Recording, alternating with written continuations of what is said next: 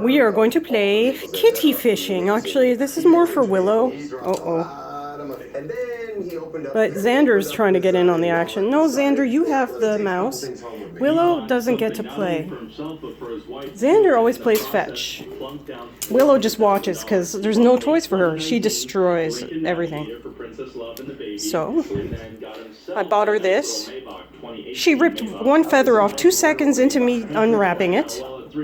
So I managed to take it away from her, and I'm letting her know she can try and cart it off. But then it tries to get away. So that's how you entertain Willow. Miss Prissy Cat. Yeah, you would kill a real bird, no problem with those frickin' nails. She never cuts her nails. She won't let me touch them. Hey, sweetie. Oh, shit. Because she's going to run off with it. Want to see how high I can make her jump? Okay, watch. Come on, Willow. Come on.